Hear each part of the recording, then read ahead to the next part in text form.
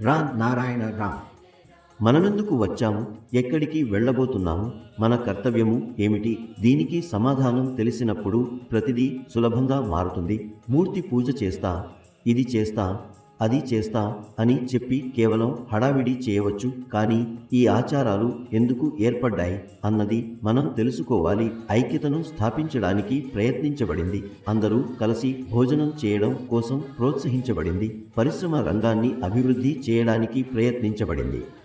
పూలు, పండ్లను ప్రజలకు పరిచయం చేయడానికి కృషి జరిగింది. ఆ కాలంలో ప్రజలు అనేక రకాల పండ్లను గుర్తించలేకపోయారు. దేశం అడవులతో నిండిపోయి ఉండేది. చెట్లకు పండ్లు కట్టుకుని ఉండేవి. ఒక తాత ఒక పండు తిని మరణించాడు. కానీ తన కుమారునికి దాని గురించి చెప్పకుండా వెళ్ళిపోయాడు. ఆ తర్వాత కుమారుడు ఏ చెట్టు పండు తినడం వల్ల తండ్రి చనిపోయాడో అని ఆలోచించేవాడు. అందువల్ల ఎవరూ పండ్లు తినడానికి సాహసం చేయలేదు. ఆ కాలంలో ఎక్కువ గ్రంథాలు లేవు, ఎక్కువ ప్రార్థనలు కూడా లేవు. చింతన గల వ్యక్తులు మానవుల భయాన్ని ఉపయోగించి వారికి నియమాలు అమలు చేయడానికి ప్రయత్నించేవారు. ఈ భయంతోనే మహత్తర రూపాల మూర్తులు తయారయ్యాయి. ప్రజలందరికీ మీరు భయపడే వాటినే దేవతలుగా పూజించాలి అని చెప్పబడింది. ఈ దేవతలే మిమ్మల్ని భయపెడతాయి, కాబట్టి వాటిని సంతృప్తి పరచండి అని ప్రచారం జరిగింది.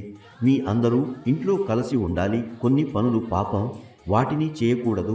ఈ దేవతకు ఈ పండు నివేదించండి, ఎందుకంటే అది ఈ పండును ఇష్టపడతారు అని చెప్పబడింది.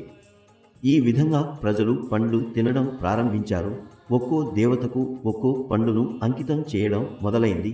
ఈ విధంగా పండ్లు మార్కెట్లో అమ్ముడవ్వడం ప్రారంభమైంది. క్రమంగా మూర్తుల ఆకారం, రూపం శాంతమైనదిగా మారింది. ఇది కళ అయినా కావచ్చు, లేదా మానవులు సృష్టించిన కథ అయినా కావచ్చు.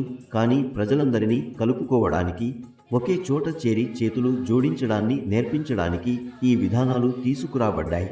ఈ విధంగా ప్రజలు చేతులు కలపడం, చప్పట్లు కొట్టడం నేర్చుకున్నారు. ఇంకా కేవలం చెప్పినప్పుడు చప్పట్లు కొట్టాలి, కానీ పని చేసే సమయంలో కాదు అని కూడా వారికి నేర్పించబడింది.